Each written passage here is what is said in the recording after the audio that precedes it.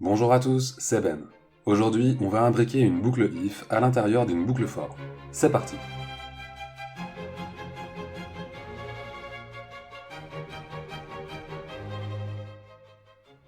Bien, petit rappel habituel, cette vidéo s'inscrit dans une série qui reprend les bases du code en VBA 2.0. Donc si vous avez à un moment du mal à suivre, pas de panique, allez simplement voir les vidéos précédentes. Ceci étant dit, passons aux choses sérieuses. Alors, notre objectif du jour va être de remplir la colonne B avec un commentaire tout simple, attention, stock faible si la valeur est inférieure à 10, et stock suffisant si la valeur est supérieure ou égale à 10. Donc bien sûr, c'est complètement réalisable sans VBA, mais il faut bien commencer par quelque chose. Bon, je vais donc commencer par créer une boucle for qui va passer sur chaque ligne. Donc, je crée une variable i comme on l'a vu dans la dernière vidéo. Dim i as long, ok. Ensuite, la boucle for elle-même.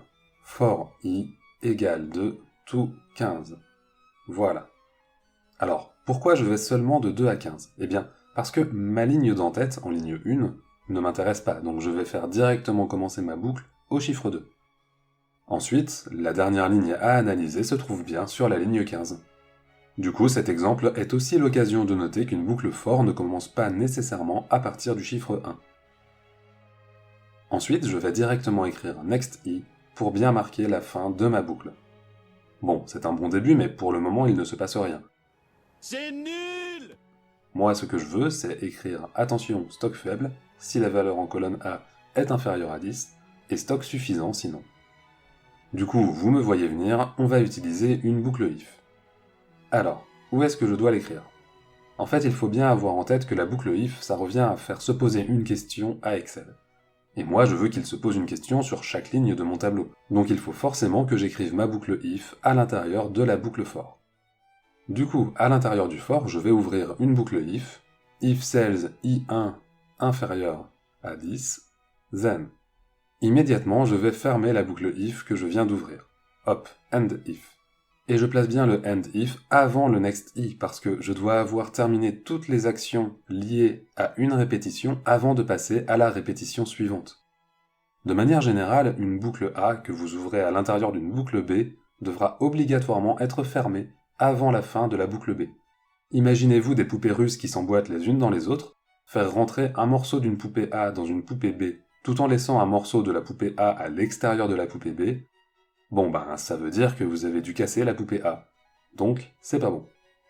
Pour éviter ce genre d'erreur, je vous recommande de faire comme ce que je viens de vous montrer. Quand vous ouvrez une boucle, la première chose à faire, c'est de la terminer.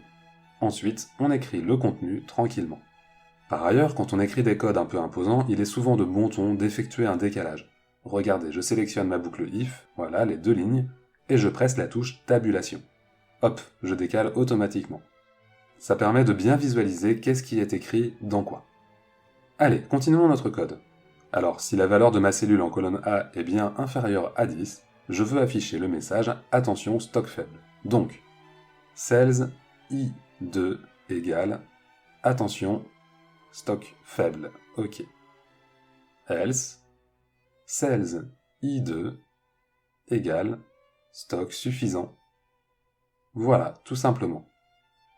Allez, je vais lancer la macro et on va voir ce que ça donne. Hop, et bien voilà, c'est nickel. Alors, on pourrait améliorer un peu ça, avec de la mise en forme par exemple. Juste avant de s'y mettre, si la vidéo vous intéresse, pensez bien à vous abonner, je publie toutes les semaines du contenu tout frais pour vous aider à progresser sur Excel et VBA. Vous savez ce qu'il vous reste à faire. Allez, poursuivons. Pour notre mise en forme, on ne va pas se casser la tête, on va déjà utiliser l'enregistreur pour récupérer le code approprié. Donc je retourne dans ma feuille et je lance l'enregistrement d'une nouvelle macro. Je vais mettre une cellule en rouge, voilà, et puis une autre en vert. C'est tout. J'arrête l'enregistrement et je vais retourner dans l'éditeur de macro pour voir le code obtenu.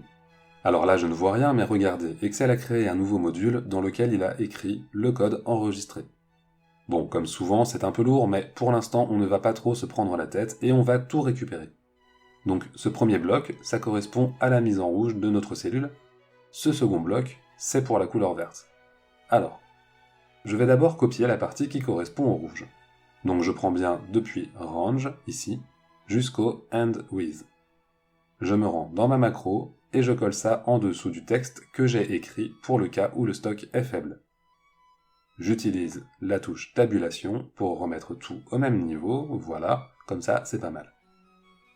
Attention, je me répète, mais il faut bien que le with, qui est un autre type de boucle, soit fermé avant le else, ici. Sinon, ça ne fonctionnera pas, on en revient à nos poupées russes. Donc maintenant, je dois simplement modifier la cellule sur laquelle je veux travailler. Il s'agit en fait de la ligne I et de la colonne 2, donc j'écris cells I2, comme ceci. Parfait. Je vais faire pareil pour le second bloc.